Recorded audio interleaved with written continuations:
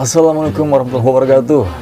Bismillah, alhamdulillah, wassalatu ala rasulillah, amma ba'du. Oke, welcome back to my channel Lima Sakti.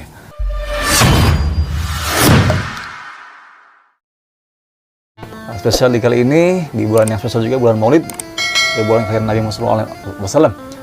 Kita kedatangan bintang tamu yang luar biasa bersama Ustadz Rahmat Hidayatullah. Assalamualaikum Ustadz. Waalaikumsalam warahmatullahi wabarakatuh. Satu Ustadz. Alhamdulillah. Alhamdulillah Pak Ustadz ya. Ayo Pak Ustadz, mau sedikit ngobrol-ngobrol santai Pak Ustadz ya, tentang Maulid Pak Ustadz. Mau nanya nih, apa sih kata arti dari kata Maulid Pak Ustadz? Maulid, kalau orang kampung biasanya, kalau Sunda itu namanya mulud. Kalau ke daerah kota, maulid. Apa bedanya maulid dengan maulud? Jadi disebut beda ya beda, disebut ya sama ya sama. Untuk persamaannya, maulid dengan maulud sama-sama mengambil dari satu akar kata yang sama, dari kata walada. Walada yalidu lidatan wa waldan bahwa walidun wa zaka maulud lid latalid maulid maulid. Apa perbedaannya? Perbedaannya kalau maulud itu disebutnya isim maf'ul. Maulud itu menunjukkan seorang laki-laki yang dilahirkan, dan tiada lain dan tiada bukan merujuk ke satu sosok yang mulia, yang agung, baginda Nabi Muhammad SAW. Gitu.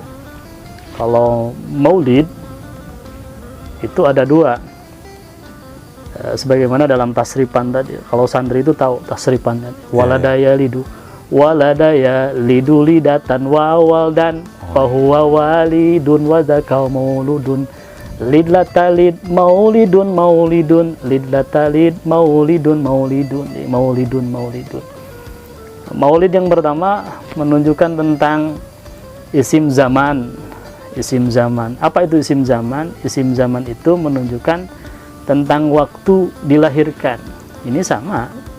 Yang dimaksud adalah waktu dilahirkan junjungan kita baginda Nabi Muhammad SAW. Yang kita tahu beliau dilahirkan di Mekah.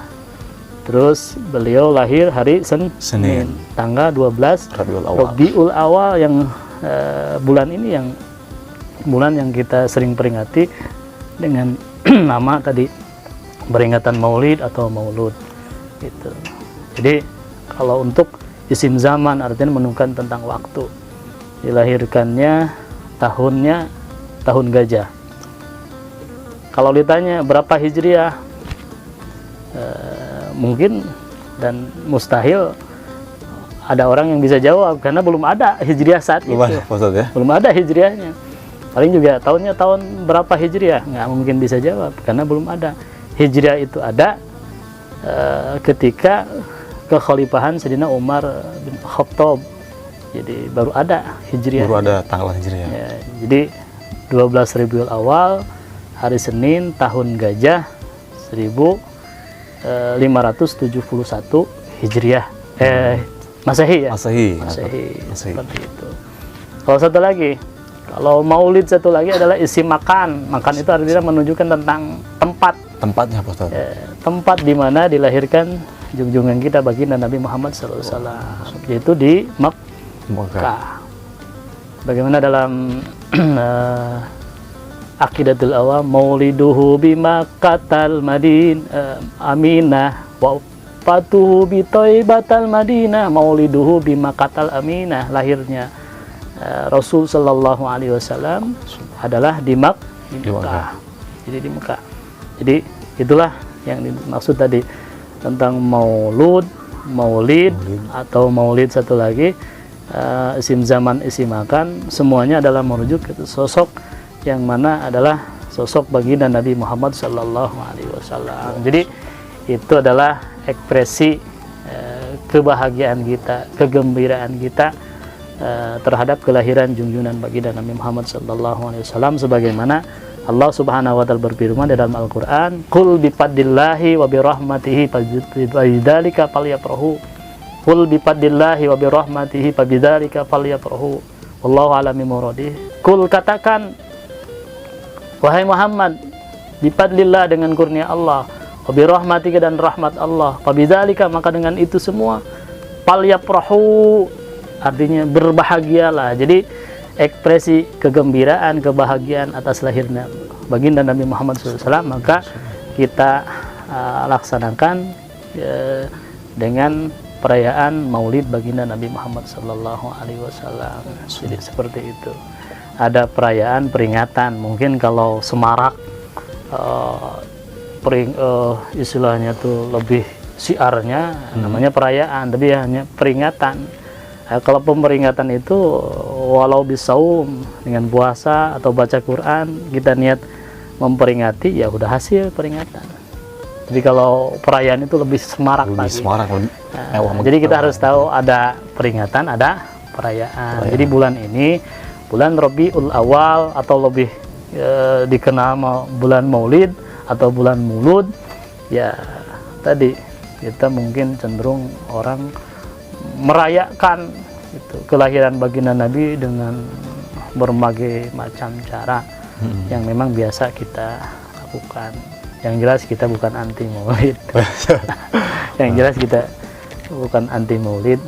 Tentang bagaimana cara mengekspresikan, yaitu tadi tergantung orang itu sendiri, begitu. Ada macam-macam mengekspresikan. Oke. Ya, cukup menarik ya Pak Ustadz. Ya, tadi ada kata terkadang ada di sebagian saudara kita yang mereka itu anti Maulid, Pak Ustadz. Nah, ini gimana Ustadz? Ya mungkin mereka itu berdalil tidak ada, Rasul tidak Maulid, tidak ada dalil dari Quran atau hadis yang memang kita harus Maulid. Ya, memang tidak ada secara langsung, tetapi kan substansinya ada. Ketika ditanya, Rasulullah setiap hari Senin itu selalu berpuasa. Ya Rasulullah, kenapa engkau berpuasa di hari Senin? Rasulullah menjawab, Zaka yauma wulidtu fihi. Hari Senin itu ada hari di mana dilahirkannya aku.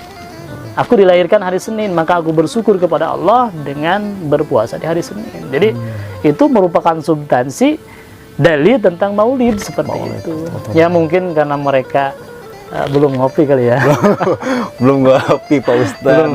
Jadi seperti itu Pak Ustadz ya. Padahal kalau cari dalil-dalil itu jangan harus ada dalil Qur'annya atau hadisnya langsung menuju ke situ. Padahal tidak seperti itu juga. Jadi kita tuh ada Al-Quran, As-Sunnah, dan dua lagi Qiyas dan Ijma ulama. Seperti itu. Ya, seperti itu. Oke, udah guys, sudah dengarkan tadi dari Pak Ustadz Hidayatullah. Jadi kita dalam perayaan Maulid itu diperbolehkan Pak Ustadz ya. Seperti itu. Oke Pak Ustadz, mau nanya Pak Ustadz, sebagai generasi zaman now kan Pak Ustadz, saya mau nanya nih tentang sejarah Maulid Pak Ustadz. Siapa sih orang yang pertama kali melaksanakan Maulid Pak Ustadz? Dan apa hikmahnya dari Maulid ini Pak Ustadz? Ini jauh ke belakang. Di umat Islam itu ada 3 masjid yang dimuliakan. Yang pertama adalah Masjidil Haram, Masjidil Madinah yang di Madinah, dan Masjidil Aqsa atau Al-Qudsi. Jadi Masjidil Aqsa itu dulu pernah 100 tahun dikuasai oleh Katolik Romawi, sampai dikuasainya 100 tahun dijadikan kandang babi. 100 tahun Pak. 100 tahun dijadikan kandang babi, sedangkan itu tempat yang mulia di mana Rasul Shallallahu Alaihi Wasallam untuk pemberhentian terakhir untuk Mi'raj itu di Masjidil Aqsa. Sedangkan itu simbol umat Islam. Maka disitulah ada seorang gubernur Mesir yang namanya Syekh Najmuddin Salahuddin Al-Ayyubi, atau lebih dikenal dengan Salahuddin Al-Ayyubi. Beliau melepaskan jabatannya, beliau merekrut semua muslim yang memang mau dan memang rela untuk mengorbankan dirinya, hartanya, bahkan jiwa raganya untuk merebut kembali Masjidil Aqsa dari orang-orang Katolik Romawi. Maka bergabunglah pasukan dipimpin oleh beliau sendiri, jadi Jenderal Salahuddin Al-Ayyubi. Maka disitulah mulai terjadi perang antara Katolik Romawi dengan umat Muslim yang dipimpin oleh Jenderal Salahuddin Al-Ayyubi. Cuman karena memang itu pasukannya terbatas, orang-orang Katolik Romawi itu sedikit, lebih banyak. Orang Muslim itu sedikit. Artinya ketika terjadi perang hari Senin, menang umat Islam. Besoknya Selasa kalah. Perang lagi Rabu, menang lagi. Kamis kalah lagi. Kalau mereka orang-orang Katolik Romawi karena banyak, mungkin istilahnya terbunuh 1 atau 2, mereka masih banyak cadangannya. Tapi umat Muslim kalau terus-terusan seperti itu nggak akan bisa menang. Betul. Akhirnya di situ minta petunjuk kepada Allah, istikharah, dan disitulah Jenderal Salahuddin Al-Ayyubi mendapatkan satu ilham bahwasannya umat Muslim itu kalau pengen menang harus ditumbuhkan kembali kecintaannya kepada baginda Nabi Muhammad SAW. Karena kecintaan itu yang menjadikan seseorang itu kuat. Seperti hanya gitu. Cinta itu akan menjadikan seseorang itu akan menjadi kuat. Kuat ya maksudnya. Gitu. Maka harus ditumbuhkan kembali kecintaan terhadap baginda Nabi Muhammad SAW dengan cara membukukan atau membuat satu sejarah atau biografi kelahiran baginda Nabi Muhammad SAW. Maka beliau punya bahasanya tuh ide mengirim surat ke pelosok-pelosok, jadikan sayembara, barang woro-woro kalau bahasanya, woro-woro. Siapa yang memang bisa menulis kitab sejarah kelahiran baginda Nabi yang terbaik, maka akan mendapatkan hadiah separuh dari harta Salahuddin Al-Ayyubi. Luar biasa itu. Saking berjuangnya untuk agama beliau. Akhirnya adalah pemenang dari penulis itu yang namanya Syekh Ja'far Al-Barzanji. Syekh Ja'far Al-Barzanji itu nama kitabnya itu Iqdul Jawahir. Jadi Syekh Ja'far Al-Barzanji itu Syekh Ja'far yang dilahirkan di satu tempat atau kampung yang namanya Barzanji. Nama kitabnya itu keluar sebagai pemenang yang paling bagus itu Iqdul Jawahir. Iqdul Jawahir. Maka pertama maulid yang dibacakan itu adalah Iqdul Jawahir. Iqdul Jawahir. Ya, karena susah untuk mengucapkannya, maka yang terkena di kita sekarang itu bukan Iqdul Jawahir, tapi namanya Barzanji. Itu namanya Iqdul Jawahir. Oh, nama awalnya Iqdul Jawahir. Karena susah. Gitu, lidah kita susah, Iqdul Jawahir, pabelit. Maka dijadikan kelahirannya aja, tempat kelahirannya Barzanji. Yang sering dibaca maksudnya maulidnya ya. Yang al-jannatu wa na'imuha sa'adu yusalli wa yusallim wa yubarik alaih gitu. Pertama itu. Maka setelah itu dibacakanlah atau dibacakan maulid itu, dikumpulkan seluruh pasukan. Yang pasukan ketika perangnya bawa pedang, disimpan pedangnya, dihadirkan. Yang bawa tombak, tombaknya disimpan. Gitu. Dan sebagian memang yang dari kalangan, ya ini kan yang ikut perang.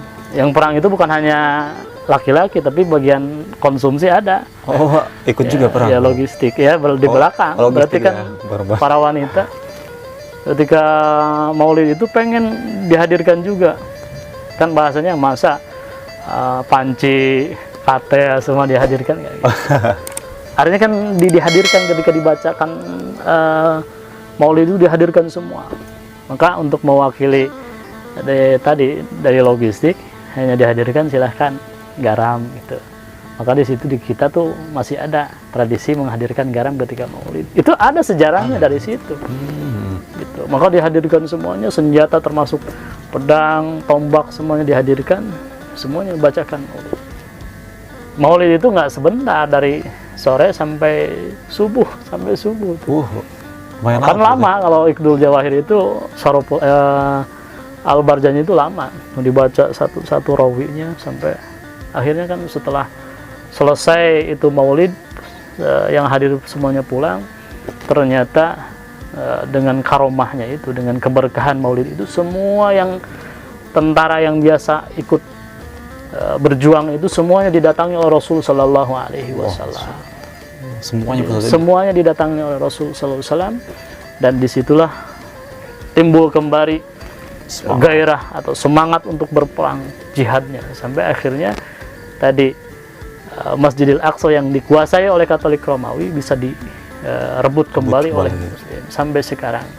Meski memang terjadi disitulah gejolak saling terjadi, tetapi yang jelas keberkahan Maulid ini yang menjadikan tadi Masjidil Aqsa bisa direbut kembali oleh umat Muslim. Jadi kalau dibilang Maulid itu bahasanya bid'ah dan tidak ada manfaatnya, justru Masjidil Aqsa tidak akan bisa direbut kalau tidak ada maulid.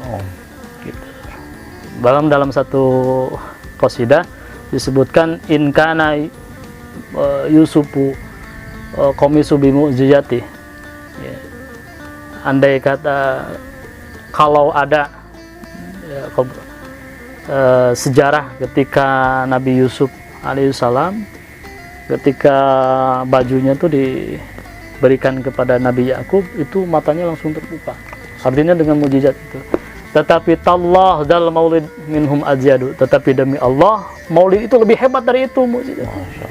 Jadi kalau kita hadir maulid itu yakin gitu. Tadi kecintaan kita kepada baginda Nabi akan bertambah, dan tadi khasiatnya itu luar biasa. Gitu.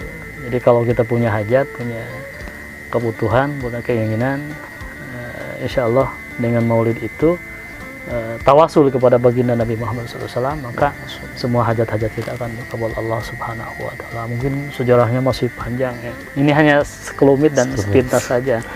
Mungkin kalau diterangkan semua membutuhkan waktu yang lama. Gitu. Ya, mungkin seperti itu tentang siapa orang yang pertama mengadakan maulid tadi, Salahuddin Al-Ayyubi. Hikmahnya apa? Masjidil Aqsa bisa direbut kembali itu oleh umat Muslim, dikuasai kembali dari kekuasaan tangan Katolik Romawi dengan keberkahan, dengan hikmah maulid itu sendiri. Masya Allah. Gitu. Oke, cukup menarik banget pembahasan dari Ustadz Rahmat Hidayatullah tentang maulid. Ustadz ini ada teman tadi mau nanya katanya dia. Bagaimana sebagai generasi zaman sekarang ya, terkadang lupa Pak Ustadz, karena mungkin udah buat apa sih ingin dekat maulid, buat apa sih itu kan, jadi dia udahlah gue bodoh, bahasanya adalah bodoh amat lah.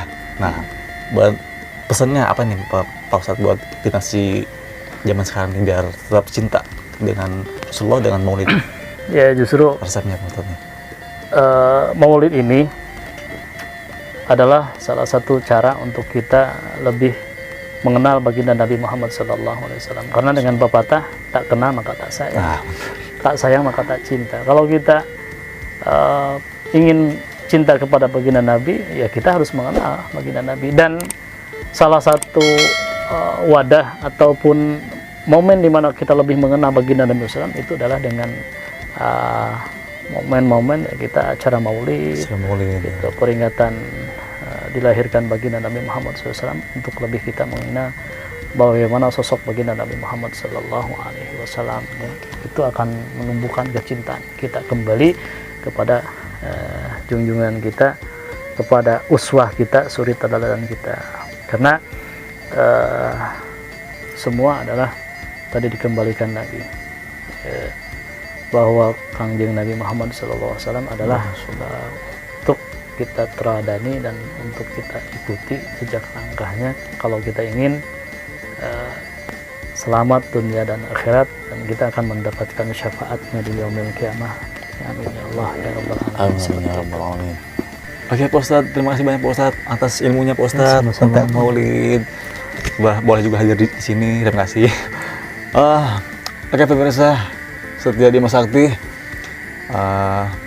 tadi sudah kita jelaskan dari Pak Ustadz Rahmat Hidayatullah tentang apa itu maulid. Banyak sekali mungkin dapat kita petik ya, dapat kita lakukan sehari-hari seperti yang telah dicontohkan oleh Rasulullah SAW. Pak Ustadz punya pesan-pesan buat teman-teman? Semuanya untuk para generasi muda, apapun yang kita kerjakan, apapun profesi kita, tetap kita niatkan untuk dakwah, untuk kita selalu mengajak untuk jalan kebaikan. Ud'u ila sabil rabbik bil hikmah, ajaklah ke jalan Allah dengan hikmah, dengan bijaksana. Apapun yang kita perbuat semuanya tidak lepas daripada untuk menggembirakan hati baginda Nabi Muhammad sallallahu alaihi wasallam. Terima kasih Ustaz. Akhir kata saya Dimas bersama Ustaz Camat Hidayatullah mohon pamit, tetap support channel Dimas Sakti. Assalamualaikum warahmatullahi wabarakatuh.